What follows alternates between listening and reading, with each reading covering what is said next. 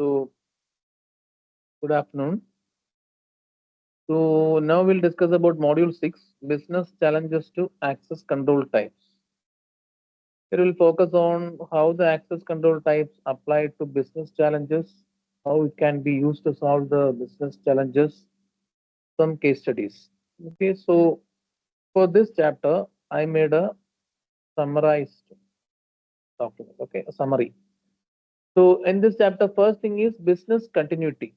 So, business continuity means whatever happens, okay, whatever disaster happens, like earthquake, then storms, cyclones, flooding, whatever disaster happens, the business should continue as normal. That's what business continuity planning. We need some people or someone who want to make the plan so that whatever disaster happens, the business should continue as normal. Okay, we cannot prevent these disasters like earthquake or cyclones or wind or flooding, but there are some activities we can prevent, no, criminal activities, hacking, accidental deletions, those can be prevented by carefully planning and implementing strong access control. But normal disasters, natural disasters like wadi, any flooding, earthquake, hurricanes, or cyclones or wind, those things we cannot avoid. So in those cases, okay, how we can continue our normal business, okay. So here we have business continuity planners. They take the risk of disasters into account and they develop plans to run the business normal, okay. So here for example, we are considering a cruise line company. Cruise line means a company which has more ships, okay. So they have headquarters located in Miami, Florida, USA, okay. So it's a common thing like disasters like hurricanes, like cyclones or wind or flooding usually happens in a particular month of a year. Every year this happens in Florida, Miami, okay, because it's nearby sea. So what the company has done is they cannot shut down the business for a long, okay. So they have to plan for some solution, okay. So they develop, so business continuity planners, they develop some strategies or solutions to solve this issue. Yani, during this disasters, the business, that cruise line company should work as normal. How they will do that? Okay, for that we need some strategies, some plans, some solutions. Four strategies are there. First option one is move the headquarters and DC. DC means data center. There we have the storage devices, servers, data, everything. Okay. So move the headquarters and DC apart. That means from the headquarters, Miami, we keep our data center separately and we'll move into Kansas City. Okay. So whatever data we have in that headquarters, okay, data center, the server, the device, the storage, everything will move into Kansas City. Okay. There also, the Kansas City also has some issues like tornado risk, but we need some solutions to handle that also. That's the first thing. Move the headquarters and DC apart. DC means data center where we have servers, then servers, then storage devices, data, everything. Option two is twin DC. Twin means two DCs, one at Miami, another one at Oregon. Okay, so we have two data center, one at Miami, one at Oregon. Both are active. So advantage is we have another data center or server, everything in Oregon. The problem is, as both are active at the same time, you have to spend a huge amount of money to maintain both data centers, one at Miami, one at Oregon. So if Miami dies, Oregon will be the data center available. Okay, but both are running same time, so the cost will be high for maintaining these data centers. That is twin DC mirror, okay, real time mirroring of one data center to another location. Now, third one is cloud standby.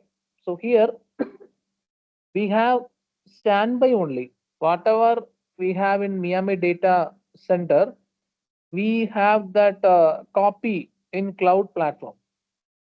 synchronize all the data, upload everything into cloud platform, and it will be off. Standby means it will be temporarily off when the main data center at Miami go down because of some disaster. Then this cloud data center, no, that will come up. So we can reduce the cost of which one maintaining both servers same time. So here we have the cloud copy, and it will be that particular server or the data center will be off until and unless the main data center goes down. Okay, so servers will be asleep, cheap, because they are not active until this data center in Miami goes down, and this is cheap. Turn on this server cloud copy only if Miami fails. Okay, but here both are working at the same time, so we need to have spend more money for dollars for maintaining both centers, both data centers simultaneously. Okay. Fourth one is old school tape. So here we have to take the backup of this data center, Miami data center, whatever we have, data, the server data, everything. No, we need to take a backup and take a backup in magnetic tape. Okay, that is very cheap one. So whenever you take a backup of a server or data center in a tape, magnetic tape, it's cheap one. Okay, so if this goes down, we can take the data, use the data from tapes. Okay, so we can buy a new hardware and reload the data from this tape.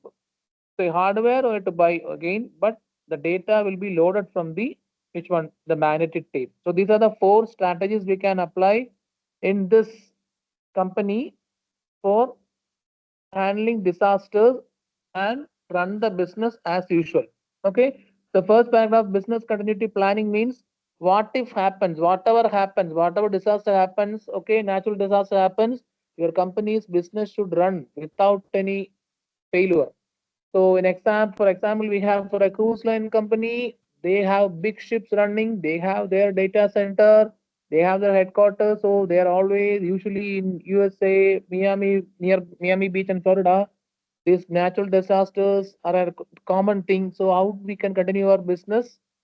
A four strategy. First one, move the data center separately to another city. So there also we have tornado, some type of which one, cyclones, but we need to have strategy to handle that. Then we have second option, twin DC.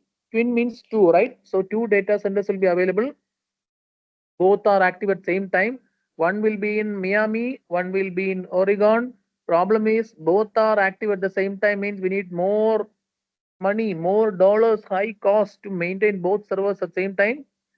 So once Miami DC dies, we can use the other one. Already it is running.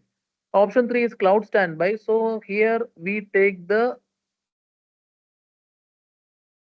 backup into cloud platform. Whatever data you have in the data center, we will be uploading, synchronizing to the cloud platform like AWS or Azure, and it will be off only.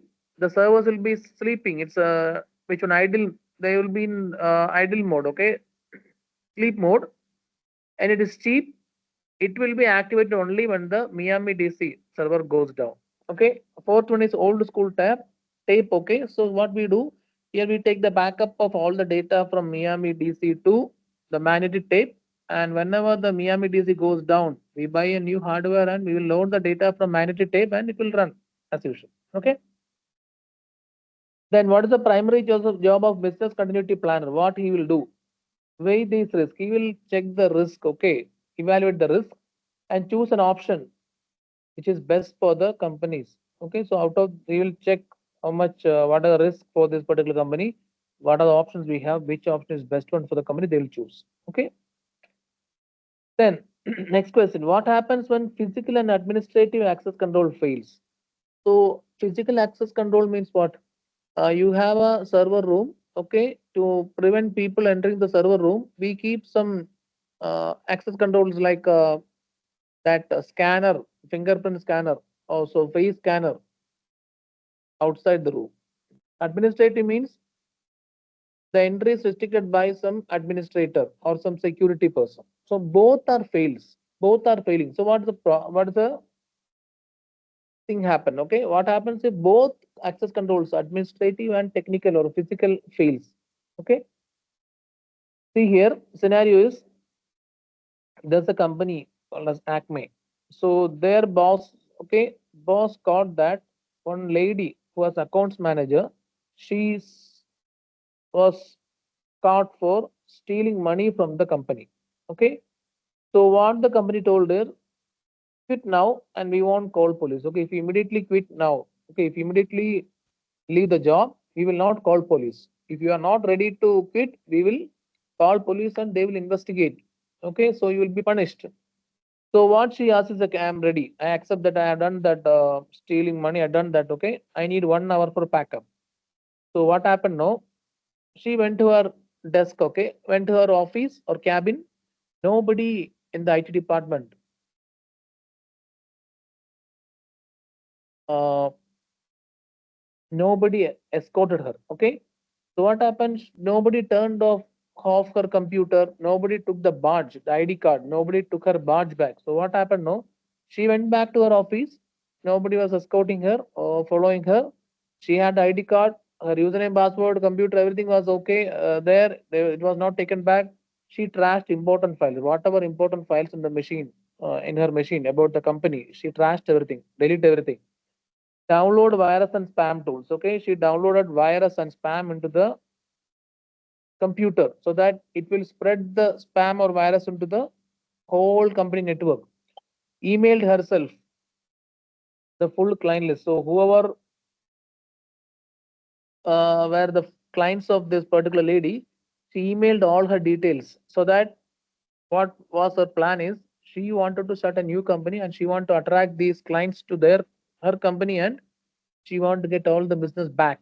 Okay, so she did all these things and she walked out unescorted. Simply, she walked out of the company. Okay. So what happened is all the damage is already been done. Virus spread, and the Acme company landed on spam blacklist. Okay, the company got blacklisted because they were having spreading so much of spam or virus. Okay, and the stolen client list. No, she used the client list to attract the customers to her company so that this old company Acme company lost the customers also. Okay, now how this situation might have been handled if you were the manager there, how you would have handled the situation? That's what I'm asking you. Okay, we discuss here. So someone in the IT should have disabled her computer during the meeting going on. Someone should have went to the computer or they have to first deactivate her account, going into Active Directory, disable, delete her username and password, and her computer should also have been logged, and that might have prevented from him delete the data. Otherwise, no, if you have done that, she couldn't log into computer, she couldn't delete the data, she couldn't infect the network with virus and spam, she could not take the client list from her computer. All the email accounts of her account should have been blocked so that she couldn't get the client data, she couldn't contact the clients. All this should have been done, and she would not be allowed to go to her office desk unescorted. Somebody, a security guard, should have followed her, okay, escorted her, so that whatever things she is doing in the desk, whatever documents she is taking, all those things can be monitored and prevented.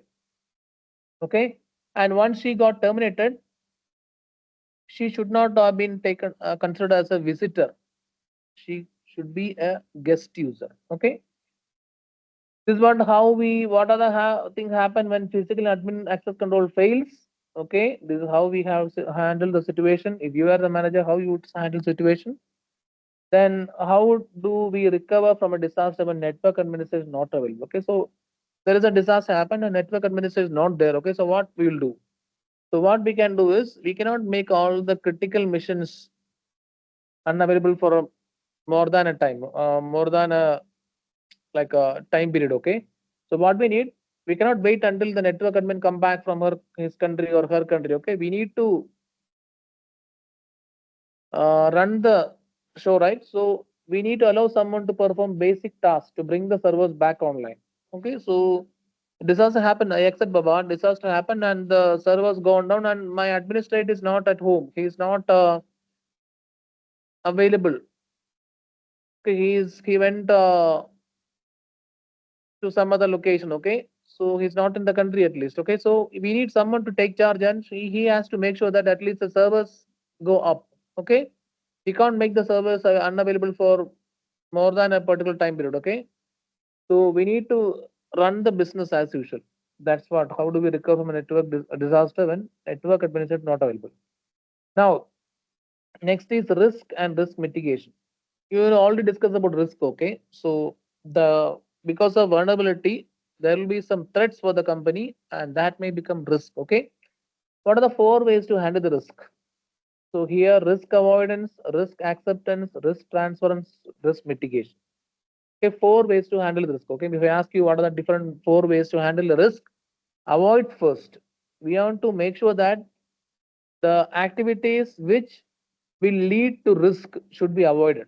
But when you do that, you have to face some financial loss also. Example, uh, there is a industry like healthcare industry. They have huge risk. If you are running a hospital, you want to follow the which one rules and regulations set by government.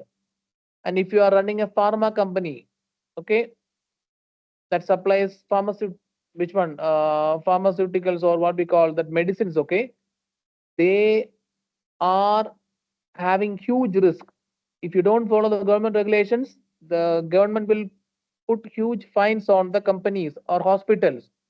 If you stop, if you don't want to take the risk, you can't do the business. You can go for some other areas, but you know you will be losing more money because the profit you get out of this, you are getting the how much profit you get out of this hospitals and pharmaceutical companies huge. If you decide to move away from this particular business, the risk is less, but you will lose more money. That's why, even though there is a risk in running these hospitals and pharmaceutical companies, people are running behind this business because they know huge amount of money you can earn from this business. Okay, during Corona time, you know how much money these hospitals and the pharmaceutical companies, even that medical laboratories, those who uh, test Corona, no, the COVID, how much money they earned. There is risk. Okay, accept. But if you don't want to do the risk, don't want to do that business, you are out of risk, but you will lose more money. Okay, so they are all multi-billion-dollar industry. Next is risk acceptance. You have to accept the risk. Anyhow, I want to accept the risk, and you know what is going to happen. Example: firefighters. They know their job is risky one, but they have to do. Police officers. They know the protest going on. They are the one who want to be in front of the protest. They will be attacked. They will be getting injured, but they want to take the risk. No other way. Military personnel. Every country will have military personnel. Okay, military personnel. They are the one who secure our borders. Okay, they want to take the risk. They know they have to accept the risk. Okay, risk transfer means I will not take the risk. Okay, I will transfer the risk to some other company. Example, I can, if anything happens, I can call my insurance company. So they will pay off. They will take the risk. That's what risk transfer is. Transfer the risk to some other person or some other organization. Risk mitigation is I want to avoid the risk. Okay, I want to handle it. Okay, I want to minimize the probability and consequence of risk situation. I want to make sure that I want to minimize the probability occurrence of risk and the consequence of risk. What I will do, I want to go for access control. That's an example for risk mitigation. Okay, like denying unauthorized users access to resources. For that, I can use some passwords. Okay, someone want to access my data. If there is an access control like passwords, they cannot access my data. I have protected my data. So one way I can avoid the risk. Okay, another one is like we have some permissions. Okay, we set some permissions for users. Okay, users can only access this particular data. Other users cannot access your data. We have some permissions. Okay, one example here is there is a company, same company, Acme. Okay, they have they are being doing business, and they have so much of products for the customers. Okay, so every product has a secret specification. What happened? All these secret specifications were leaked to Wall Street Journal. Okay, for media company, they somebody leaked the data. They couldn't find out because all the product specification they store in a common research and development folder. That R&D folder was accessible to 2,000 employees there. So how we know which employee leaked the information? Clear what I'm telling? The scenario happened in Acme company. There we had many products for customers. Every product has some secret specification or detailed technical details. These technical details were stored in a R&D research and development folder, common folder accessible to 2,000 employees. Any one of them might have leaked the data to the journal or public domain. How we can control that? What we can do is we can make that R&D folder control the access by giving a permissions. Only few people in the R&D team, like scientists, can only access that folder. All others can't access. So what happened? That limitation, that chances of leaking will be limited. Now only few research engineers can access the folder. One way we can avoid that or reduce the impact of risk. Okay, this mitigation, avoiding the possibility of risk may happen, but I can at least reduce that chances. Okay, only 7 people are there. If all 7 are good employees, means they will not leak. But out of 2,000, we cannot assure who will leak or who will not leak. But here, I have limited the folder access to only 7 people or 7 engineers. So at least I can minimize the probability of risk to happen. Okay. Then three main categories you need to be concerned with whenever you are talking about data security, access control, and all. Three main concepts you want to be concerned. One is confidentiality, one is integrity, another one availability. CIA. Confidentiality means make sure that some private information is not disclosed to unauthorized individuals. Okay, your private information, your secret data, your sensitive data not being disclosed or shared to unauthorized people, people who are not authorized, they should not access this data. Integrity means make sure that data is not modified without authorization. Not everyone can alter the data. Don't allow anyone to alter or change the data without permission, authorization. Then availability means the information should be available to all authorized users whenever they need it. Okay, we need to make sure that the data should be available 24/7 to all the authorized persons. How the access control system will guard against all these categories. Okay, how we make sure that confidentiality is maintained, integrity is maintained, availability is maintained. How the access control will make sure these things. Okay, for maintaining confidentiality, we need two-stage authentication system. How we make our data secret? We need two-stage authentication. Instead of just having password username, we'll have some challenge response tokens. So those who have tokens with username password can only access the data. So we can make sure that data is confidential. Only authorized people can access it. Okay. Then what about integrity? How we make sure that data is not altered by unwanted people? We have version control, we have audit trail. Audit trail means there will be time stamped. Time will be stamped along the with the data. So it will show you who has accessed the data. Okay, it will be time stamped. What time they access the data, even after office hours, who access the data? They will check that file time of opening. Okay, then version control. Whenever we change some data, okay, in the file will be saved in a new copy. Okay, so that time we can check the version of the file. Okay, so that way also we can see that somebody changed the data or not. Okay, integrity is being affected or not. Then third one is availability. We want to make sure that the server will be available for all the unauthorized, so all the authorized users. Okay, so here we need to make sure that denial of service attacks should not happen. Denial of service means somebody keep on sending data to server, so that server will be busy and it will not be available for the valid or legitimate users. For that, we need what? Security guards, For server rooms, we need biometric scanners. Someone want to enter the server room, they need to have scanners. They need to scan your ID, their ID, then biometric fingerprint or retina, smart card IDs. Those who have ID cards, they have to swipe the ID card, then only enter the server room. So we are physically maintaining a security in the data center. Okay. Then last one, what is the first step in creating a comprehensive access control strategy? Define your subject and object. Subject means who are all going to access the resource. Object is going to be resource. So here we have user is a subject, application is a subject, and network device. This thing we already discussed in our chapter number 2 or 1. Check that. So that's all for which one? Chapter 6. Go through that. Okay. Bye.